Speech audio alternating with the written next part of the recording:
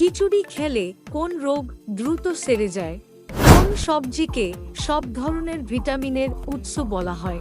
কোন পাতা খেলে রাতে বেহুশের মতো ঘুম হয়? মানুষের রক্তে পিএইচ এর মান কত?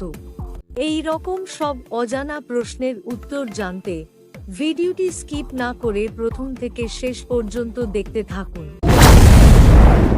প্রথম প্রশ্নটি হলো, হঠাৎ প্রেসার কমে গেলে কি খেলে লো প্রেসার হাই হয়? মেথি, আমলকি, পুদিনা নাকি কাঁচা লবণ?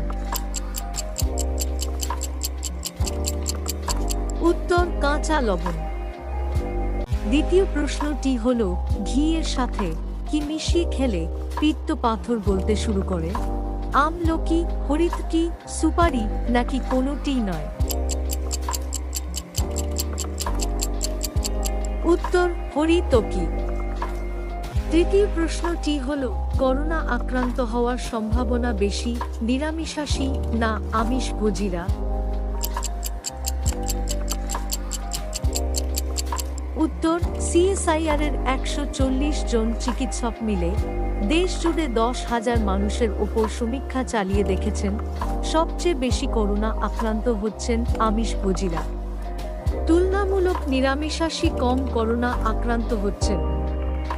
এর অবশ্য একটি কারণ হিসেবে উঠে আসছে, নিরামিষ খাবারে তন্তু থাকে যা রোগ প্রতিরোধ ক্ষমতা গড়ে তুলতে সাহায্য করে। পরবর্তী প্রশ্নটি হলো, খিচুড়ি খেলে কোন রোগ দ্রুত সেরে যায়? সুগার, রক্ত উচ্চ চাপ, অ্যালার্জি নাকি কোষ্ঠকাঠিন্য? উত্তর কোষ্ঠকাঠিন্য।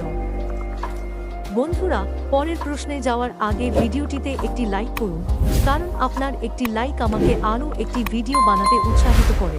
পঞ্চম প্রশ্নটি হলো, কোন সবজিকে সব ধরনের ভিটামিনের উৎস বলা হয়? কুমড়ো, গাজর, পালং শাক নাকি পাকা টমেটো? উত্তর পাকা টমেটো। পরবর্তী প্রশ্নটি হলো, মানুষের চোখের সংবেদনশীলতা সব থেকে বেশি হয় কোন রঙে? সবুজ রঙে, লাল রঙে, নীল রঙে নাকি বেগুনি রঙে? উত্তর সবুজ রঙে। বন্ধুরা, চ্যানেলে নতুন হলে চ্যানেলটি সাবস্ক্রাইব করুন এবং পরবর্তী ভিডিও পাওয়ার জন্য বেল আইকনটি প্রেস করতে ভুলবেন না। সপ্তম প্রশ্নটি হলো, মানুষের রক্তে পিএইচ এর মান কত? 6.5, 7.4 নাকি 7? উত্তর 7.4। শেষ প্রশ্নটি হলো, কোন পাতা খেলে রাতে বেহুশের মতো ঘুম হয়? জবা পাতা, পুদিনা পাতা, নিম পাতা নাকি থানকুনি পাতা? উত্তর থানকুনি পাতা। সো ফ্রেন্ডস, আশা করছি এই ভিডিওটি দেখে আপনি অনেক নতুন নতুন বিষয় সম্পর্কে জানতে পেরেছেন।